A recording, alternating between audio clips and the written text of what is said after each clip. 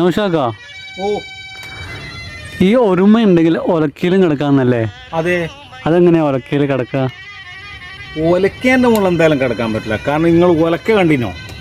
കണ്ടിട്ടുണ്ടോ ഒലക്ക? ആ, ഒലക്ക എന്ന് പറഞ്ഞു കഴിഞ്ഞാൽ ഏകദേശം ഇത്ര വീതിയിലുള്ള ഒരു നീളത്തിലുള്ളൊരു സാധനം. ആ, അപ്പോൾ ഈ വീതിൻ്റെ മുകളിൽ ഒലക്കൊന്നും കിടക്കാൻ പറ്റില്ലല്ലോ. ഒലക്കൊക്കെ പോയിട്ട് ഒരു ചെറിയൊരു വസ്തുവിന് പോലും പക്ഷെ അങ്ങനെ കടക്കാൻ കഴിയുന്നില്ല അവിടെ പറഞ്ഞത്.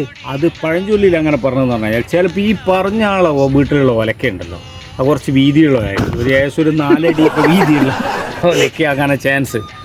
അപ്പോൾ അതിൻ്റെ മുകളിൽ ഒരു 3 അടീൻ്റെ മുകളിൽ ഒരു ഒലക്കയുള്ള വീട്ടിൻ്റെ മുകളിൽ കിടക്കാൻ പറ്റുമല്ലോ, രണ്ടാൾക്ക് കിടക്കാം. അത് ഒരു വീണ്ടും വിട്ടുവരിക. പക്ഷേ എങ്ങനെന്ന് പറഞ്ഞു കഴിഞ്ഞാൽ അപ്പോൾ ഇത്ര മനസ്സിലായില്ലേ, ആ വീട്ടിൽ അങ്ങനെ ആയിരിക്കാം.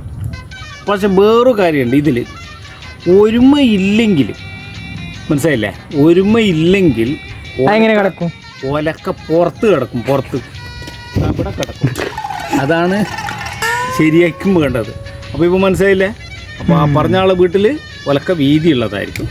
ഒരുമയില്ലെങ്കിൽ ഒലക്ക പുറത്ത് കിടക്കും. ഓക്കെ, മനസ്സിലായില്ലേ? അപ്പോൾ നമ്മളെ ചാനൽ ലൈക്ക്, ഷെയർ, സബ്സ്ക്രൈബ്. എന്താ ഇതിൻ്റെ അഭിപ്രായം?